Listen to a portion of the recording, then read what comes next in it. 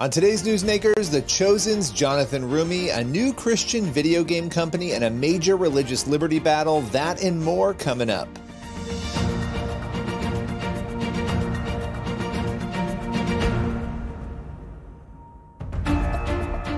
Welcome to Newsmakers, a show where we go behind the headlines each week to bring you interviews with pastors, entertainers, politicians, and other notable figures. On today's Newsmakers, we begin with a Christian group that is suing. They are suing the Washington Metropolitan Area Transit Authority over the claim that its bus ads were rejected for religious reasons. Let's welcome Wall Builders President Tim Barton and his attorney, Jeremy Dice, to discuss their case. So, Tim, your organization, Wall Builders, you recently tried to advertise with the Washington Metropolitan Area Transit Authority and had an interesting reaction from them. They rejected the ads. Take us through what happened. Yeah, we have been in the process of building a new website, and we thought with a new website, there's a few things we want to do, even rebranding purposes. And in Washington, D.C., for someone that loves American history, there's not many places you can get more American history than Washington, D.C. When you have the Smithsonian, you have the Library of Congress, you have the National Archives, of course, the Capitol building. There's so much history there. And we thought we would love to be able to advertise in a place where people, school groups, right, Americans from all over the United States are going to learn and experience, to see some of American history. We thought we would love, while they're there, maybe to have them learn some more of the truth of America's history, which we try to highlight at Wall Builders. And so we thought, let's take out an advertisement and let's see if we can get, especially once we have a new website, we're super excited about this. It's going to be so user friendly and great for people to navigate. Let's take out some ads and see if we can drive people to the website and increase kind of the public knowledge and perception of Wall Builders. And we worked with an agency in DC. As we were working with that agency, they came back to us. And the ads were very simple. We chose two pretty iconic images. We chose George Washington kneeling in the snow praying, which was a depiction done from a story that had come out after the winter of Valley Forge. But also we picked the painting of the founding fathers of the Constitutional Convention, where, again, George Washington, very prominent. He's the president of that convention. And then we just superimposed over that image the word Christian with a question mark. We had a QR code that was kind of a link directly to our website, but specifically to an article that addressed kind of this question. Were the founding fathers Christians? What do we know? What don't we know? Let's let the founding fathers speak for themselves. And so then we have just dozens upon dozens of quotes from founding fathers talking about their faith in various ways. And we encourage people to do a deeper dive, go and study the history for yourself. And so really all we were doing was introducing people to the founding fathers through their own writings. We got word back to the ad agency that the DC, I guess it's WMATA, it's kind of the organization over that, but they came back and said that the ad was not acceptable, that it didn't kind of pass their code and their standard.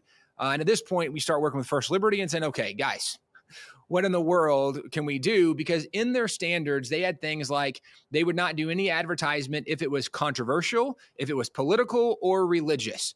And all of those are such arbitrary standards based on some of the advertisements they have run, and then certainly other things they're doing. So it was a very subjective, arbitrary standard, and it really seemed like we were being targeted. And to further kind of our theory that we were being targeted is one of the things that First Liberty advised us to do is maybe just take off the word Christian and see if they'd be willing to run just the picture of George Washington, just the picture from the Constitutional Convention with a little QR code to the website. And the ad agency came back and said that was still unacceptable for the individuals choosing this in DC because it still violated their standards. And at this point, this is when we had to have First Liberty step in and really help us, because there's no doubt when you have such an arbitrary subjective standard that whoever's the one choosing can choose what they like and what they don't like. And that's exactly what happened. We were targeted. And so First Liberty has now stepped in to help represent and defend us. So, Jeremy, I want to come to you on this for a moment, but I want to read this before I do. The idea that advertisements were being precluded if they, quote, intended to influence members of the public regarding an issue on which there are varying opinions. I don't know that there's an issue that exists on the face of the earth that doesn't have varying opinions. Jeremy, first, what was your reaction to this when this first came to you? Well, this has been an issue that has needed to be addressed in Washington, D.C. for some time. In fact, there's a circuit split on this very issue, meaning that various courts throughout the country have taken different opinions on what is allowed and not allowed when it comes to guidelines by these public agencies that govern their advertisements. And you just quoted one of the most problematic, that you can't have issue ads that the public has varying public opinions about. You're right. That's limitless. And what that does and why that's unconstitutional is it puts it at the arbitrary discretion of some administrator somewhere else. As one court put it, it puts it in the whims of the administrator. So if they decide that they just don't like Tim Burton or wall builders, they can deny the ad. But they don't mind having ads in Washington, D.C., for instance, for Supreme Court term limits. Now, I know for a fact that there are varying public opinions about Supreme Court term limits. And so it's surprising to me that Metro would allow that to be in their advertisement cadre. By the way, there's also advertisements for Plan B, the contraceptive. Pretty sure there are varying public opinions about that. Gambling, alcohol, social justice, schools, even advertisements for the play The Book of Mormon, which, again, it's a satire show aimed at lampooning religion. I'm going to guess there are varying public opinions about that all across the country, and especially in Washington, D.C. But as if that's not enough, that's just one guideline that's a problem. There's another one there that we didn't even get to in terms of them telling us that it didn't violate their guidelines or not. But that's one that says you can't have anything religious. Well, look, we think that is unconstitutional on its face and have challenged that provision as well. So we fully expect this case to go up at least above the district court to the circuit court of D.C. and potentially have to have the justices of the Supreme Court weigh in on this again, because there's no certainty around the country. And all these metropolitan areas have various provisions just like this one that are having a negative effect upon churches, upon feeding agencies, anybody that's coming from a religious perspective, putting the hand in the hands of these administrators, these broad and very arbitrary standards to be able to eliminate speech on the sides of their buses or metro rail stations. Tim, where can people go if they want to find out more about wall builders? Because one of the things happening here, obviously, you were trying to go out there, advertise. This whole thing happens now. You're getting free advertising here. So how can people go and find out more about wall builders? I appreciate the advertising. Yes, that's what we were trying to do, was to let people know if they want to know more about American history, they can go to wallbuilders.com. We're all over social media. We have daily radio shows, podcasts. So we try to do a lot to get the word out about the foundation of America beyond what some professor would say, beyond what the modern narrative is or what Wikipedia might say. We actually do the novel thing of going back to their original writings, and we own what is considered the largest private collection of original documents from the founding era, from the founding fathers. So we have actual letters from George Washington, John Adams, Thomas Jefferson, Benjamin Franklin, like any founding father you can name. We have some of their writings, and we try to point people back to the actual writings because, most people know that they've been lied to, and they are being lied to in modern culture by the national media, by politicians, right? We know people are being dishonest. And there's more and more people looking for truth. And so what we try to do is say, don't take our word for it. Let us show you from their actual writings what they actually said, what they actually believed, and maybe even some of who they were and what they did to give us a different but more accurate impression of the founding fathers. And so wallbuilders.com is a place to go if people want to find out about more of the foundation of America. Well, I appreciate you both coming on, breaking this down. We'll continue to follow this story as it unfolds. Thanks again. We'll continue to cover this story as it develops. Up next, we're sitting down with The Chosen star Jonathan Roome to talk about season 4 of the popular show and plenty more. This is Newsmakers on the CBN News Channel.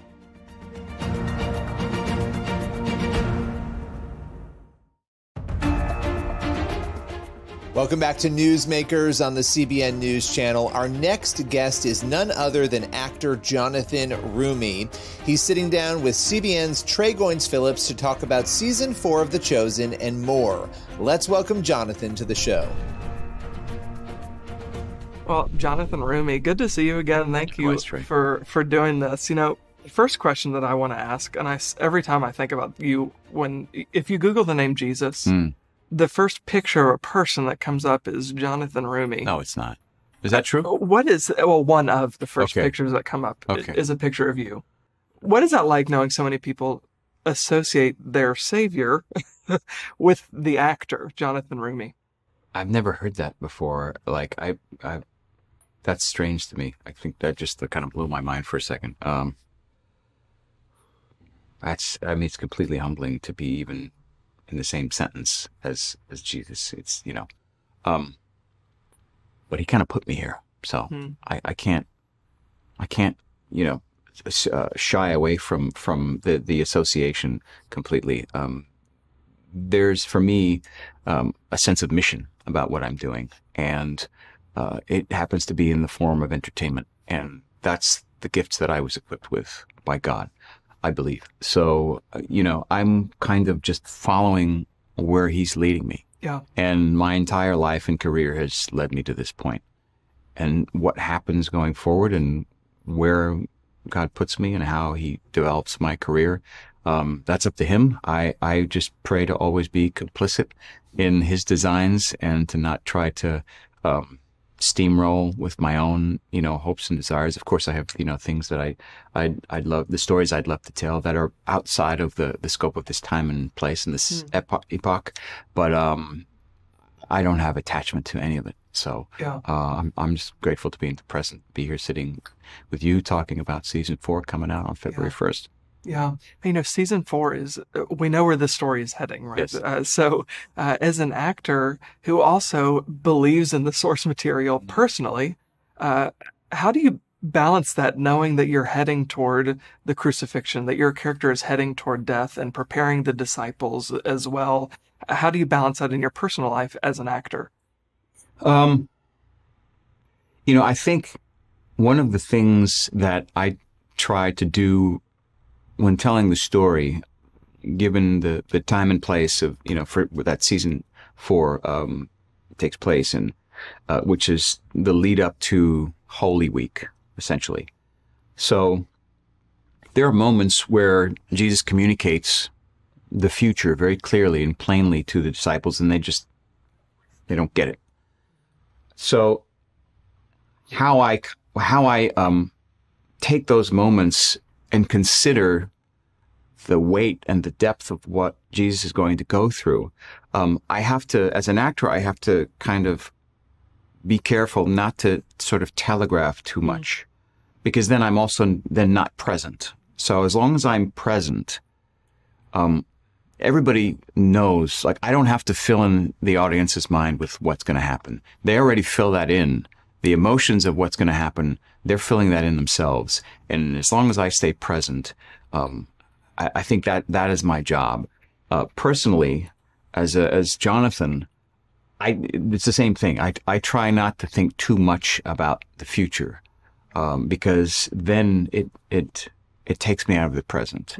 And even in my interactions with people, even offset, or in the documentary that I just put out on Prime called Jonathan and Jesus, I talk to different artists and musicians and leaders, thought leaders and spiritual leaders about that very thing, and how important it is to just be in the present moment, and how Jesus must have been the most present person that ever lived, to be able to connect with people on such a level that we depict in The Chosen.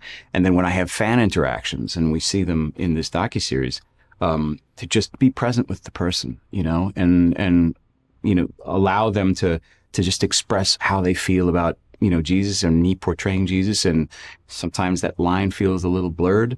And so, but that's part of this experience. So, I think it's important to just be present. Yeah. And as we're rounding out, the last question I want to ask you is actually about the docuseries on Prime. What's been the biggest joy maybe in creating that series for you?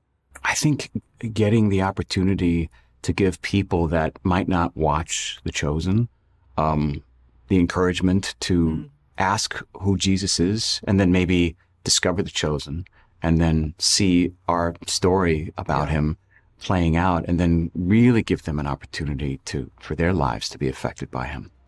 Yeah. Well, Jonathan Roome, thank you so much for taking some time. I appreciate it. Thanks, Trey. I appreciate it. You can see The Chosen right now in theaters across the country throughout the month.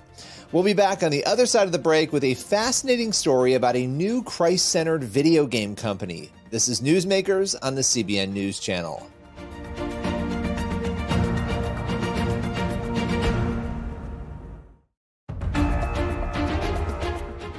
Welcome back to Newsmakers on the CBN News Channel. For our final segment, we're sitting down with Brent Dusing.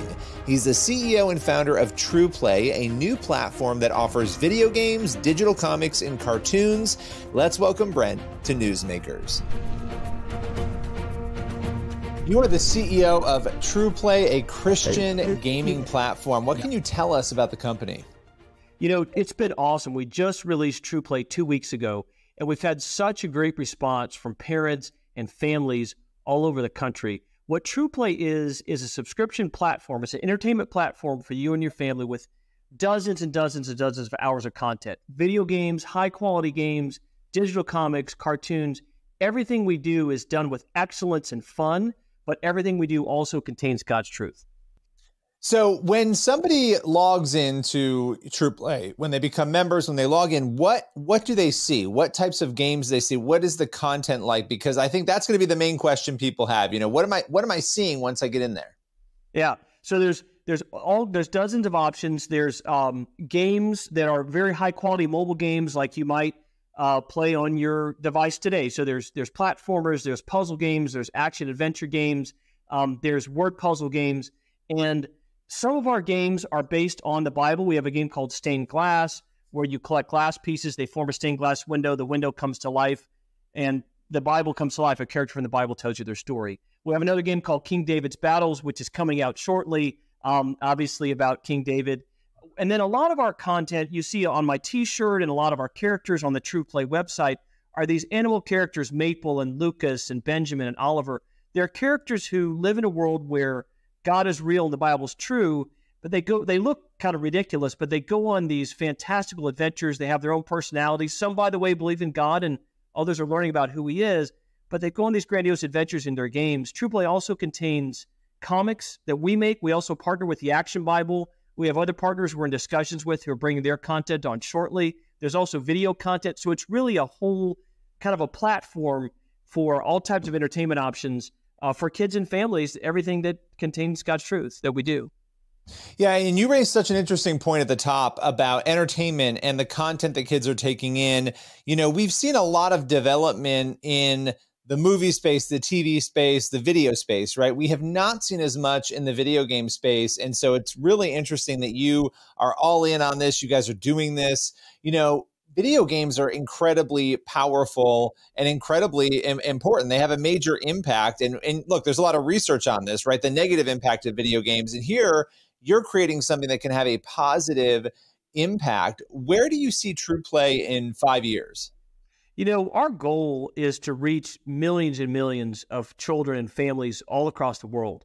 We're starting now in the U.S., and the response has been awesome. When you look at the usage rates, we've got a 4.9 out of 5 average on Apple App Store, and we're just beginning. And we see, you know, we're going to have more games, we're going to have more entertainment experiences, more video content, cartoons, deeper games that are, more and more immersive games. So we're adding new content all the time. As a matter of fact, we're just now releasing an update to it that includes a brand new game. So there's always new things, new comics, new games coming. In 5 years, we'd like to see millions of people using this, and not just using TruePlay, but we want to see a generation change. You know, Billy, if 31% of children in America believe in God, it's no surprising that anxiety, suicide, and depression rates are all-time highs, right? It's no surprising there's so much toxicity on children because they're not being shown God's truth. Well, what if it went from 30 to 40 to 50 to over half of kids believed in God? It would change the country. It probably would change the world. Well, that is absolutely incredible. And I'm really excited to see where this goes. You know, I've worked at PureFlix for a number of years. You know, I've been in the entertainment space kind of looking and examining and watching that unfold. And I've really been anxious to watch more of the video game sector emerge. I was telling you offline before, you know, my kids, they always want to be on Roblox. They want to play these games. They're desperate to do that because they want to have fun, right? Yeah. But there are concerns with all of these games. One of the stats that I know recently came out is that, kids, this is from CyberSafe Kids, that, a good proportion of kids are being reached out to by strangers. They're befriending strangers. You have these communications going on in these apps that are deeply concerning. And so you're providing a safe place for kids and families, and that's invaluable. It's absolutely incredible. I appreciate what you guys are doing. Well, thank you. I mean, we talk to parents all the time, and we try as TruePlay to come alongside parents. I think too often media companies produce toxic content, and then when parents object, they blame the parents. It's like, no. If you put poison in the water supply, it's not the parents' fault their kids drank the water. They paid the water bill. The water should be clean, right? It's the fault of the person who poisoned the water, right? We're coming alongside parents to say, hey, look, we want you to love it. We want you to trust it. And we're just as concerned as everybody. We're parents about the predatory behavior that happens. And I will say there are some of the games you mentioned have had many issues with online chatting, kids being preyed upon. Some of the stuff that's come out about some of the recent, abuse of kids or some of the pedophilia stuff can start in those chat rooms. At TruePlay, there's no ads. So you're not going to have to worry about seeing something inappropriate for your child. There's no in-app purchases, so your kid's not going to hustle you for an extra, $2.99 to buy gems. And there's no chat rooms. You don't have to worry about strangers chatting because there's not an option. So we really, again, being parents, we started with that in mind to try to deliver the best experience. And that's why we're working hard all the time. We have the Isabella game just came out. We have a Benjamin game coming out next month. King David's Battles comes out in the fall. We're cranking all the time to have more and more awesome stuff to keep delivering for our customers, for our subscribers. Well, Brian, I so appreciate your time. It's good to connect with you. It's been more than a decade since we first got to talk about the games that you were creating back then, and I'm excited to see what you guys do next at TruePlay. Thank you, Billy. You can head over to trueplaygames.com. That's trueplaygames.com to find out more about TruePlay. And we'll be back in just a moment with more Newsmakers.